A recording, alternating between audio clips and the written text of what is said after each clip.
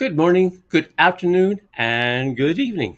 Thank you for joining the Spiritist Talk series promoted by the United States Spiritist Federation every Saturday morning at 11 a.m. Eastern Time.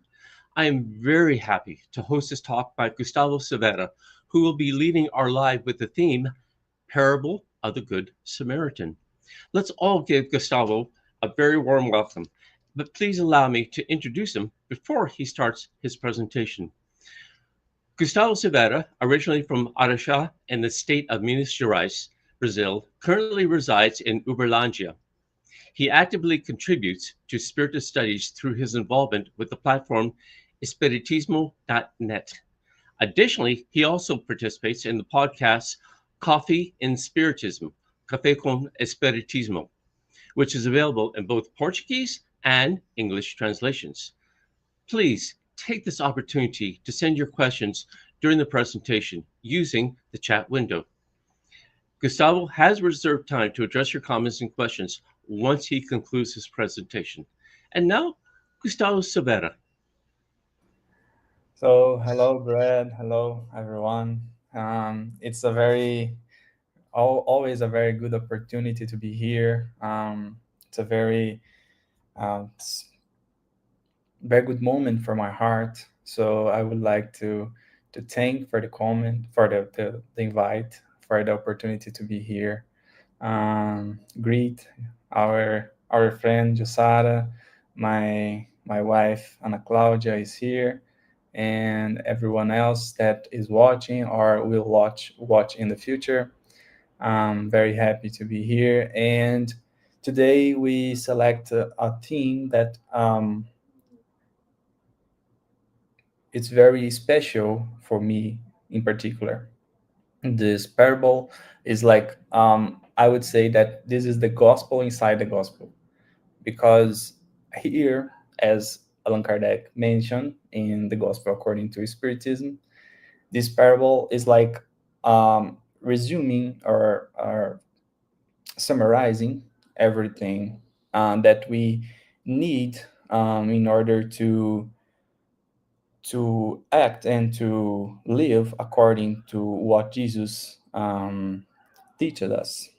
So this is a very special parable for me, and what I planned for today is to pass some lessons I could get from this parable, um, in terms of daily life, let's say, because sometimes we read the gospel, we read the passages, we read the texts, and they are always good texts, and they teach us lessons, and we we can learn a lot. But what I feel is that sometimes we just don't consider, or at least not every time we consider, that these texts, these passages, these parables, they are all talking about life, about how we live, um, how we build our relationships, and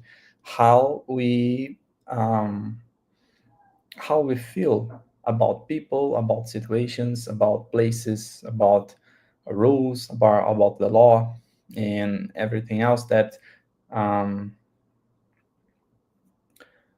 we have in life, in daily life specifically.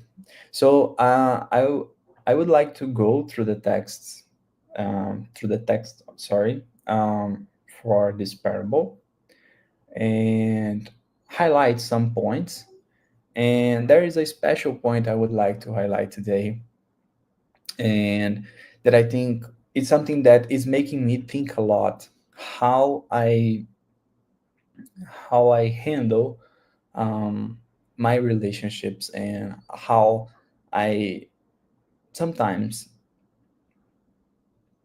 how can I say, sometimes not intentionally, but I avoid the other feelings, the other one feelings. So this could be a very special point to think about. So I got I got the parable here, and Maybe it's not the translation you're used to, but this won't be exactly a problem today. There is no special words or things like that that we want to reflect on.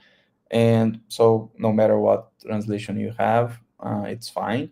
And this parable is in Luke chapter 10. One thing to highlight before reading actually is to it's always worth to say to think and to observe where the parable is inside the gospel, like not only the book, like this is in Luke, okay, but also the chapter and actually the point in the chapter, because there's a very good analysis that is done when we consider where the passage is on, because the author is passing us some intuition about the passage, because the gospel, all of the gospels, I would say, they are not chronologically ordered. So the situations and the passages didn't happen in the order that they are presented. So the order was chosen by the author. So this is important. Like why the author chose to put that passage in that time, and by that question, or from that question on, we can have many insights and many lessons from the passage that we are studying. And the parable of the Good Samaritan is in chapter 10. And before it, we have some important passages. And sometimes this is present as just one passage. Is Jesus talking to the apostles about their missions, about their work um, for the gospel, like um, in the mission of the gospel, let's say. And this is a very good point.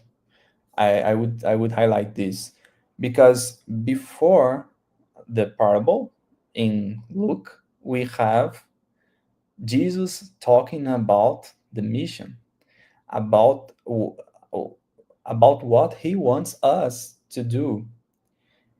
And this is a very interesting thing, because um, he gave power for them um, to talk to the spirits and um, and make them away, let's say. And Jesus said that they have power to do that, and they went on and come back saying that they succeeded, like they could talk to spirits and save people, let's say. And then Jesus said one thing that I would like to highlight before going to the parable. He said, don't rejoice because you could just make the spirits go away, but rejoice because your name is written in the heaven. And I think this is a very special lesson, because here Jesus is not pointing to the fact that they succeeded in the mission exactly, but to the real mission, which is aligning ourselves, aligning our feelings, aligning our lives with the law. Let's say this is an interpretation of Jesus, Jesus sentence. But I think this is a very important thing. Like, what is having my name in the heaven? Um, this can be more than just be the chosen one. Like, this can be more than just be the the preferred son of God. This is about making my mission exactly what I need, as I need to do, because name in the culture, in Jesus culture, means your mission, like That's why many people changed their names in that culture, in that epoch. They changed their name as soon as they discover some life mission. So um, we have this with a lot of people. So as for example, Simon Peter, it was just Simon, and then he became Simon Peter because Jesus gave him a mission, a life mission of being the rock and being the the the solid person in the group. So he became the coordinator. He became the leader and everything else. So the name written in the heaven means like you are aligned, your mission, your way of living is aligned to the way that God expects. And after that, we have the parable of the Good Samaritan. I think this is very special because someone can ask us after saying that about after interpreting this Jesus sentence, someone can say, so what is my mission, what is my life mission in generally speaking, of course, because we cannot be so specific here. Everyone has a mission, but we can talk about the general mission. And then we have the Good Samaritan, the parable of the Good Samaritan. So I think this is a very special thing to highlight, and we will see the parable now, um, trying to understand in what position we sometimes be when the parable happen in life. Like we are always living this parable, everyday life, the routines and the routines um, the situations we pass through the days, many of them we can make a correlation to the parable of the Good Samaritan. So the point here, so we can bring this parable to life, is also think while reading, while studying, while analyzing the parable, what position do I occupy in many situations, and we will notice that we occupy every position. We sometimes we are the priest, sometimes we are the Levite, sometimes we are the, the Samaritan, and that's some point we want to highlight here. And of course, we will just focus in one important chapter in this parable, um,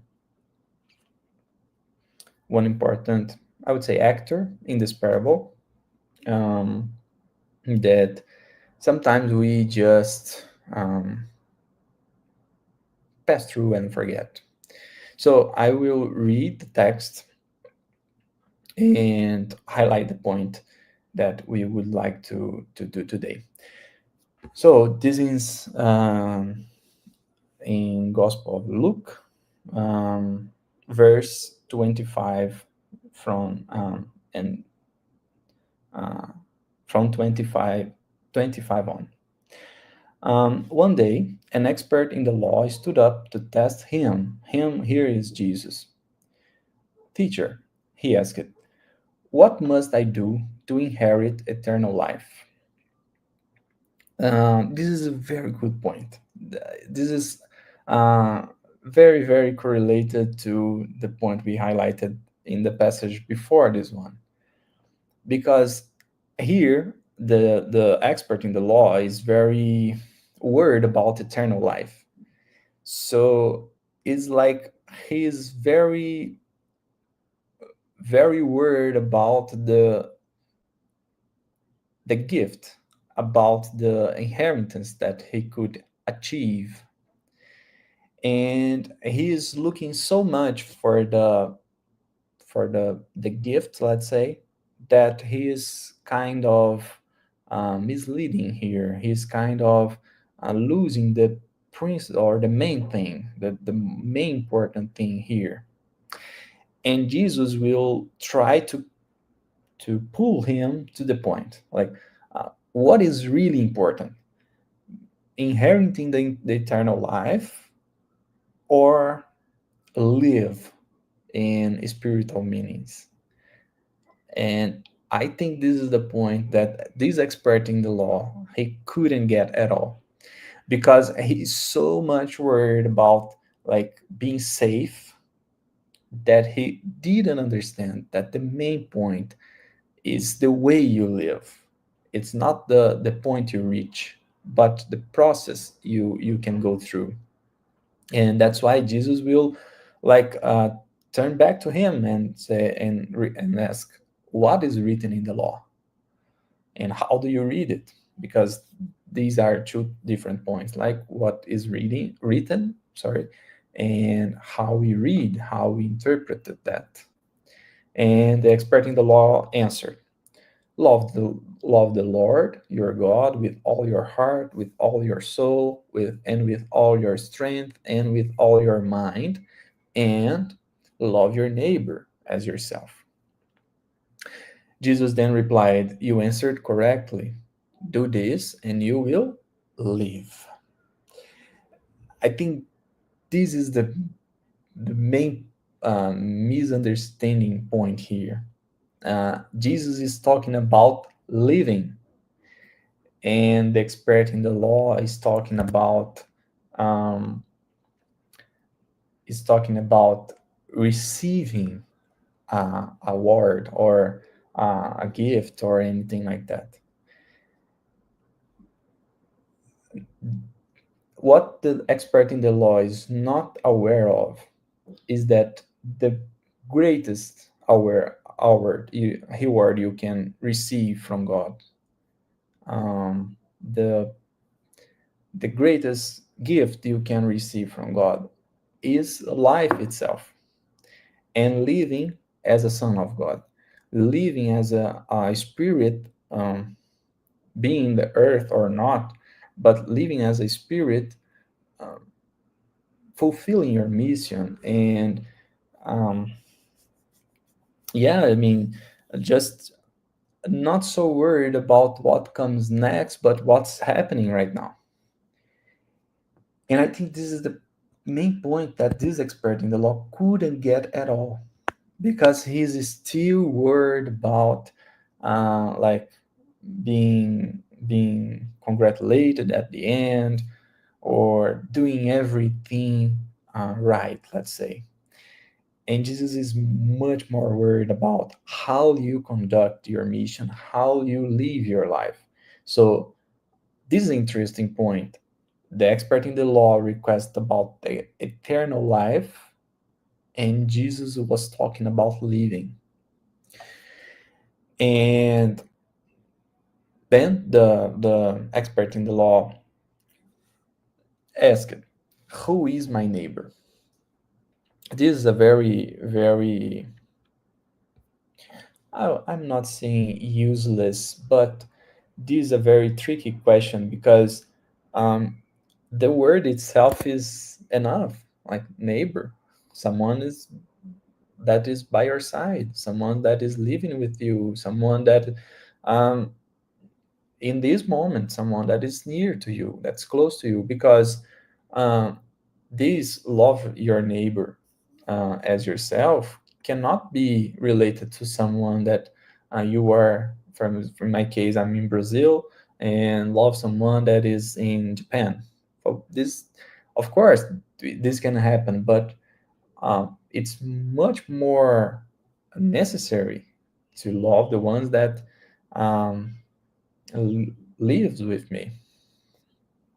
So the question itself, the it's not the important question here. The important question here is how to live, um, doing following the commandments, okay, but what is live? What, how does Jesus understand living? I think this would be Most important question. But the parable also answers that. What is living? What is completing or following your mission or having your name in the heaven, like having your mission aligned to what God expects from you, or what you how can I say, what you proposed for yourself before coming to the incarnation, let's say. And Jesus started saying the parable. A man was going down from Jerusalem to Jericho when he fell into the hands of robbers. They stripped him, beat him, and went away, leaving him half dead. Now, by chance, a priest was going down the same road. But when the priest saw the man, the half dead man, he passed by on the other side. When a Levite came to that spot and saw him, he passed by on the other side. So the priests and the Levites did the same thing. They saw the man, but there are reasons for them to do that. I'm not saying that they are so cruel or like negligent person. There are reasons for them to do that. But the point is that they couldn't think as a human or as a human being, or they couldn't they couldn't transpose their culture to think that the fallen man is a brother, is someone that you can take care of. And then this is important. The priest and the Levite, like they are Jews and following exactly what they understood from the law. And then Jesus like mentioned a person that is outside this culture or this Jewish culture. So a person that can think out of the box, let's say. And that is the Samaritan. So when a Samaritan on a journey came upon him, he looked at him and had compassion. This is the main different thing. The Samaritan did almost the same things from priest and Levite, but he had compassion. He went to him and bandaged him his wounds, pouring in oil and wine. Then he put him on his own animal, brought him to an inn, and took care of him. The next day he took out 2 dinars and gave them to the innkeeper. Take care of him, he said, and on my return I will repay you for any additional expense. Which of these three, Jesus ended up saying, which of these three do you think was a neighbor to the man who fell into the hands of robbers? The one who showed him mercy, replied the expert in the law. Then Jesus told him, go and do likewise. Uh, so, the point we want to highlight here, um, the point I would like to highlight here is that um, sometimes we can see us as the priest or Levite, like just passing by on the other side, just trying to avoid or trying to close our eyes so we don't see the thing that we need to do. It's not just a matter of helping someone that is falling, or someone that um, is not just a matter of about people. Let's say this is not about people only, even though it's about people for sure, but it's not only about people. Sometimes it's about your family, sometimes it's about your professional work, sometimes it's about some organization or some institution you are part of. And you can just close your eyes and pretend that nothing is happening. But here, so we can here understand that sometimes we are the priest, sometimes we are the Levite, sometimes we are the Samaritan, because sometimes we do this, like we stop what we're doing and help someone, help some institution, let's say. We do this, we act as the Samaritan, like taking really care. I also like to highlight that sometimes we are the innkeeper, because this is a very kind of funny thing, but sometimes someone just come to our lives and leaves us with a problem that we need to take care from that moment on. So this happens a lot. Like someone started something, like some task or some mission, but the purpose of that person in that mission or in that task is not going through the end. It's just starting and making things happen.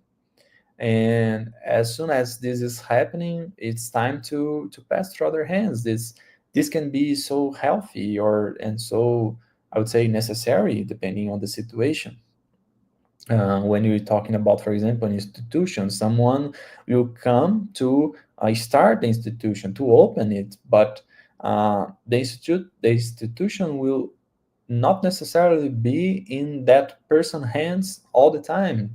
Sometimes it will be necessary to pass through another person, and maybe in this situation we are the innkeeper.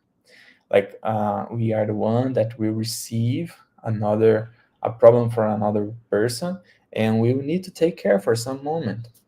And um, this is happening all the time. And sometimes we just complain about it. We just say that this is not from our business, or this is not for us, but it can happen. Like we have to analyze the situation. We have to to see what we can do.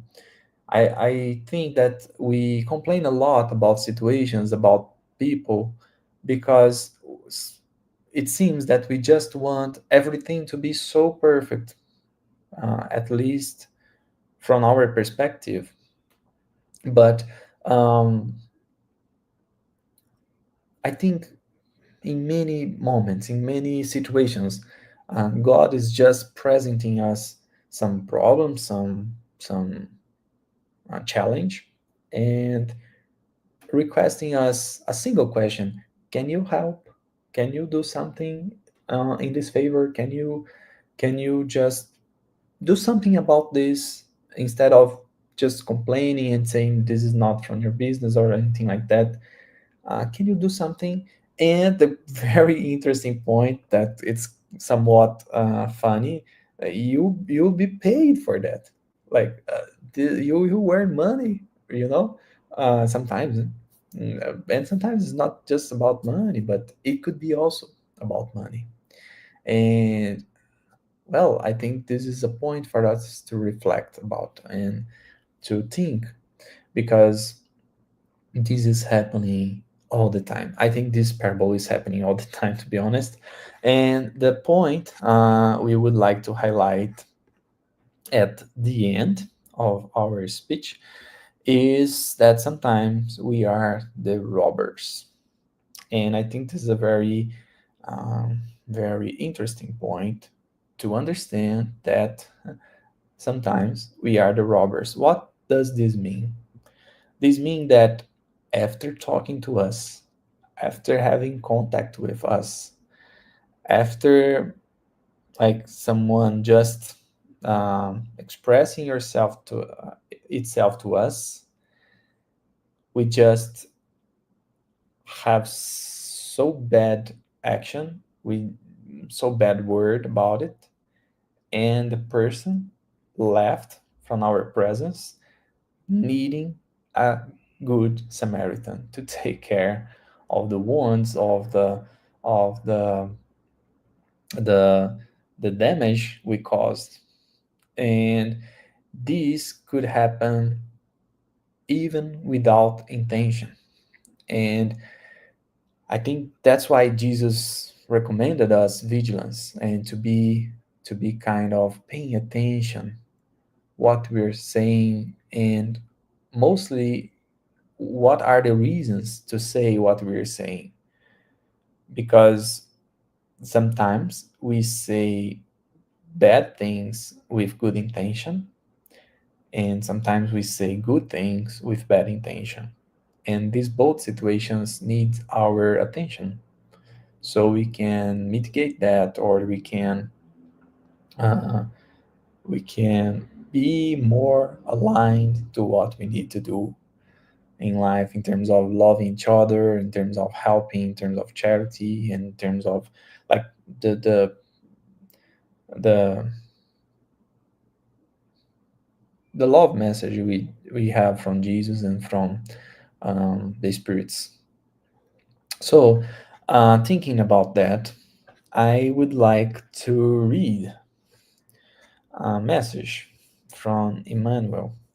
I I I think this book isn't translated yet from Portuguese to English. Um, this would be Harvest Light, I would say. I'm not sure how to pronounce. I'm sorry, but after, if um, John or Bradley can help me to pronounce, this would be the book Safe de Luz, um, Harvest of Light, I would say. And in this book, we have a very, very good message from Emmanuel, which is called Law and Life. And this is also why we highlight everything we highlighted here. Law and life. God's law are talking about life, and more than a reward you can have because you did everything right, you're so good. This is not related to a reward you can achieve, but a way you conduct your life, a way you're living. And that's why we will highlight the Jesus sentence at the beginning, like, don't rejoice because you could just make the spirits go away, but rejoice because your name is written in the heaven. So because you're completing, you're doing your mission like the uh, like God's what God expects from you. So law and life. Law is talking about life and the way we live. So Emmanuel will comment as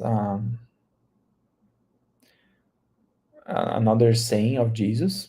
I do not think that I have come to abolish the law or the prophets. I have not come to abolish, but to fulfill. And this fulfill is like um, filling with life what is just texts. So Jesus came to translate in life what was written in just letters and texts, human texts. Um, and Emmanuel will get another point from the law, that that commandment, or for do not kill, you shall not kill anyone or anything. And this shall not kill will to shall not kill will be the main important thing Emmanuel will write about here. So the law requests us to not kill, and Emmanuel will say, however, the text does not refer solely to the lives of others. You shall not you shall not destroy the courage of those who dream or work along your path, considering that from one creature to another, the face of success differs. You shall not annihilate your brother's time with trivialities, for every moment in a sacred agent. Sorry, for every moment is a sacred agent in the valleys of creation. Um, I think the main point here is kill can have many meanings. It's not regarding only about life. It's not. Uh, it's not just about life or taking the life from another one. Sometimes it's taking out the courage, the time, the affection, the hope.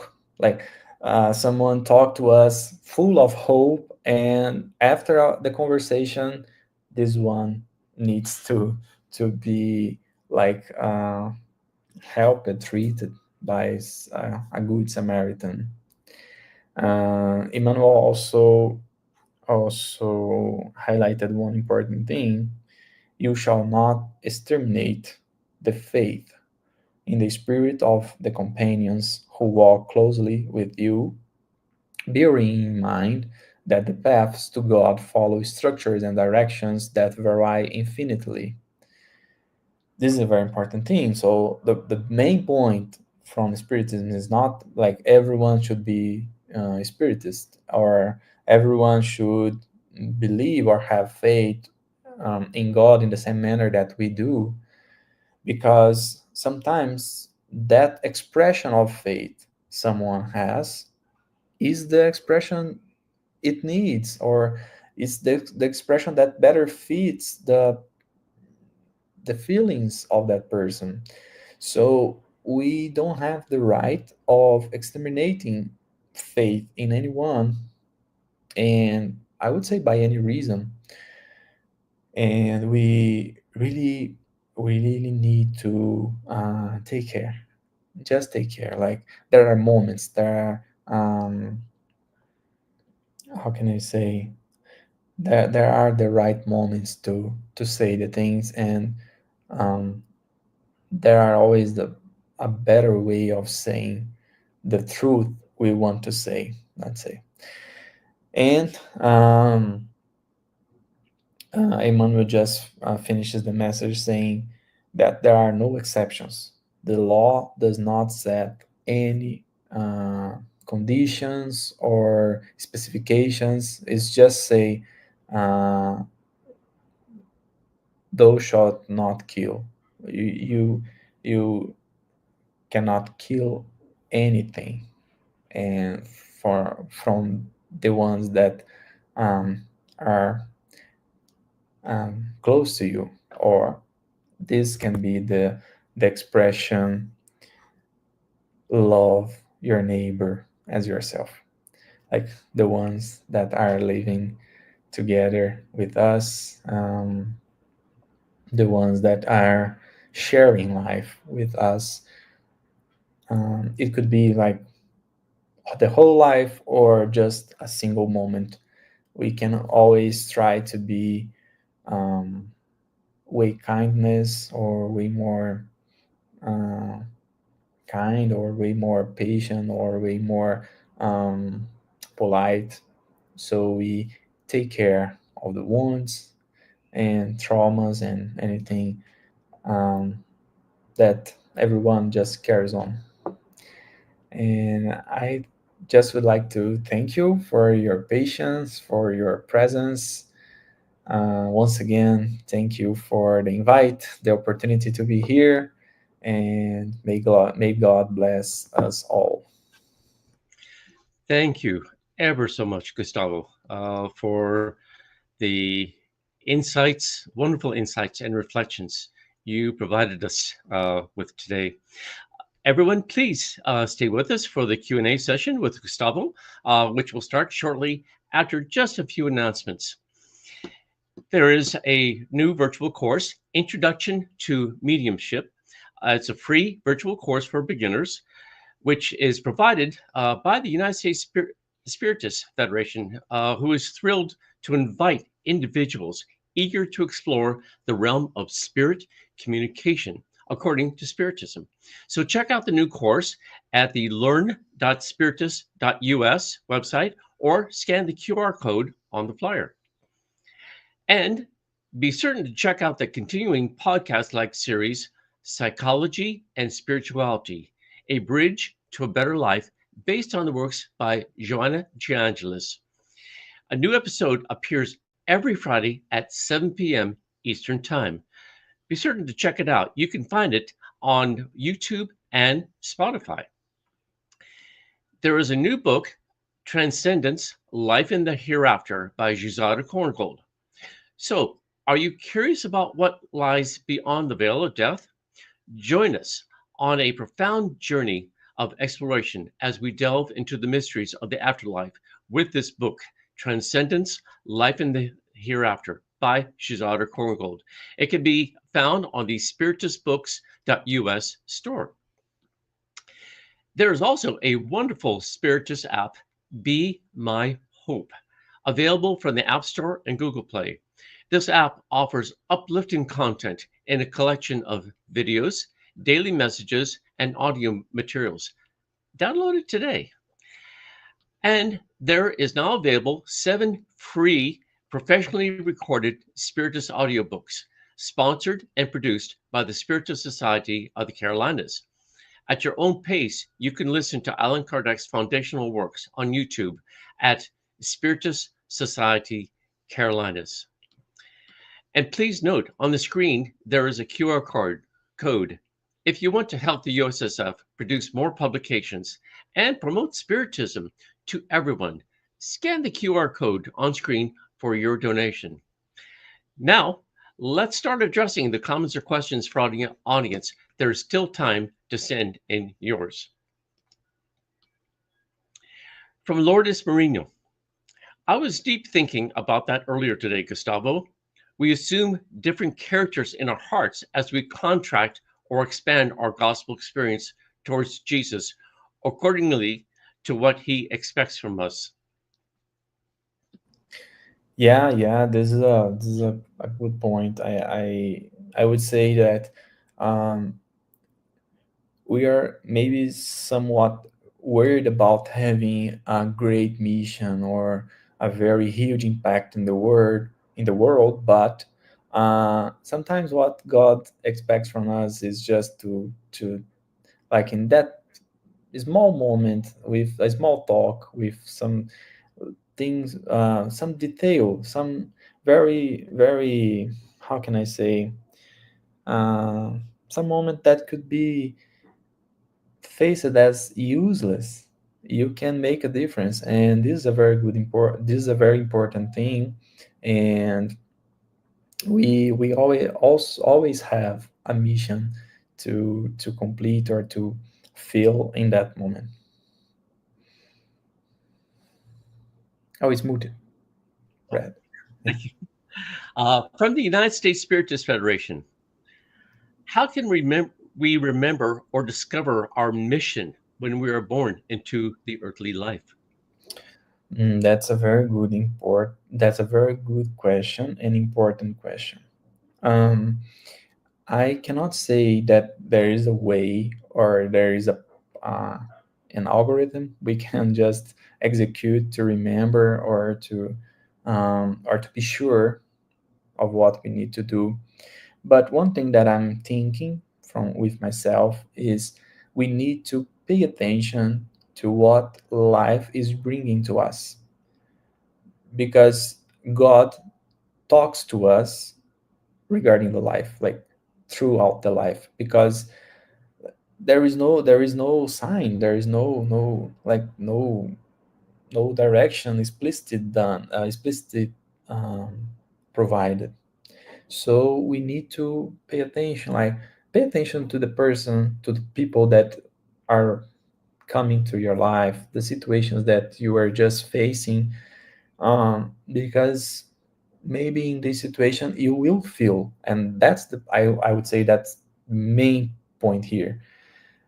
You will feel that you need to be part of or to help in certain situations. And I would say that until we are like completely sure from what we need to do, of course we have the general mission, like love each other, love yourself as your love your neighbor as yourself, of course, but also pay attention what life is bringing to you, so you can do your best and contribute with what you have, like what are the abilities, what are the knowledge, what are the feelings that you can provide in situations and to people that may contribute and help. Very helpful. Thank you, Gustavo. And from the TVCEI International Spiritist Council, Christ made a statement, "My Father and I are one." Could you provide us with a further explanation of Christ's statement or help us understand this better?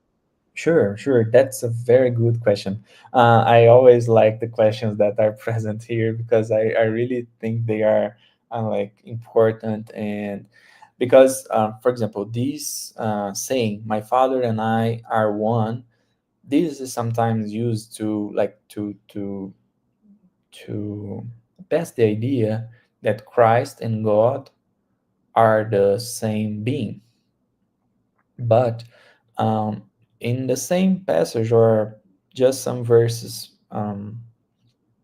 ahead from this one, we can see Jesus saying to the apostles, like, follow my lessons, um, follow my words, and you and I will be one. So what Jesus is saying here, it's not literally being one being. It's not regarding of being one person or one being, but being so aligned, so in terms of purpose, in terms of feelings, in terms of comprehensions, that we can say we are one, not because we lose our individuality. I think, is that correct? Individuality is not losing ourselves, but be so close in terms of purpose, um, in terms of feelings, that we can say we are one. And Jesus can say that regarding our Father. Jesus can say, "My Father and I are one," because also Jesus said, "I cannot have another will that it's not God's will." Like I cannot act differently from what God wants from me. So they are one, and we are like uh, we going through life and passing through the challenges and anything else to be one with Jesus and with our Father also. Very helpful insight. Thank you. Thank you. From Lourdes Marino at the United States Spiritist Federation. It's a hard question. I guess we are never sure, but we can pray, talk to Jesus, and ask him to help us or to help the other in the way God expects us to do so. Your thoughts?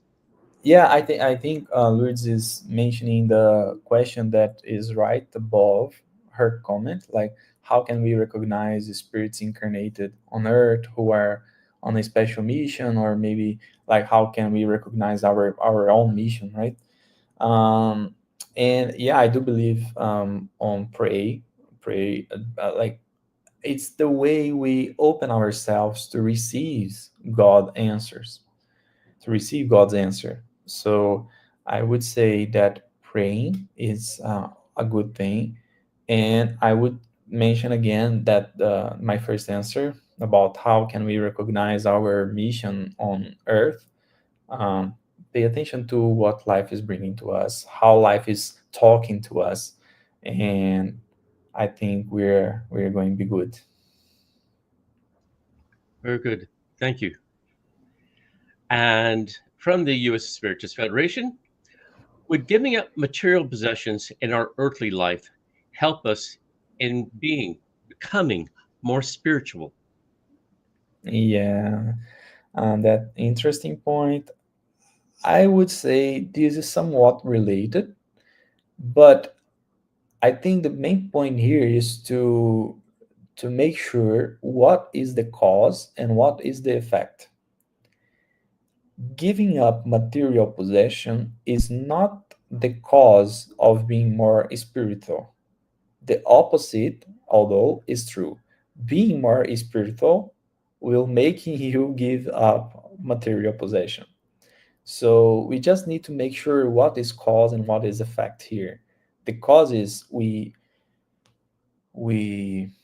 work with ourselves to be more spiritual in terms of like what are our interests, what are our plans about life, about people, about relationships, how we face these things, and we make the effort to be more spiritual in all of these areas.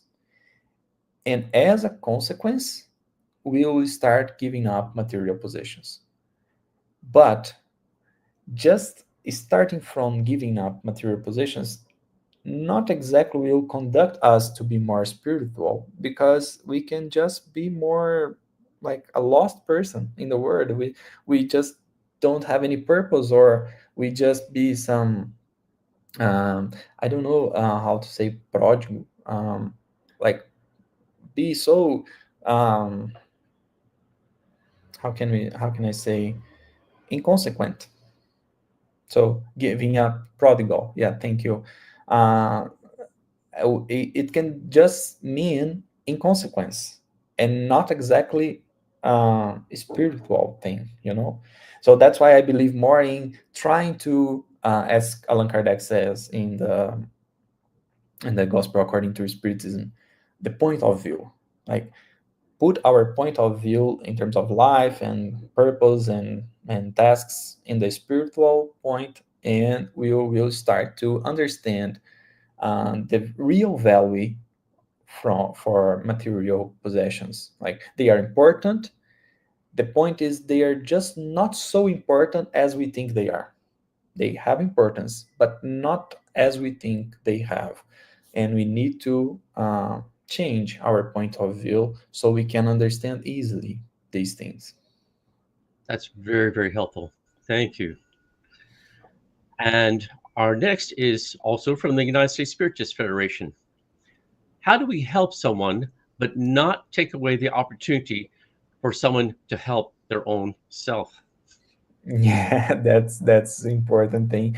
I remember a message written by Emmanuel, and he said that Jesus is the Lord not only for what he does, but for what he doesn't do. Like the wisdom of knowing where to do or not to do. And I think Lourdes is saying that her comment was regarding this question. And I think, yeah, we can also remember what Lourdes said about praying, but I can also say um, sometimes we think that help someone is just go there and solve their problem. And this is one way of helping. And I think this is important. Of course, there are moments that we need to do that, because maybe we're talking about a child, maybe we're talking about someone that cannot really solve their problem by their own. But we cannot forget that pray for for that person, like advise that person is also a way of helping. And um, the last, I would say, the worst thing I can do to someone is to solve uh, its problem with without any action from the person. So we can be together. Like, I'm here to help you. What do you need me to do? What do you want me to do? And then we start like motivating the person to do by their own, because this is important. But I would say that the point here is how I feel about it, because sometimes I just want to close my eyes and, oh, this is not my problem, it's yours, and do your job, and just like let the person away. But sometimes I can do almost the same thing, but with another feeling.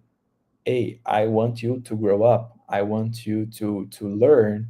So I'm here to support you, but not to solve your problem for you.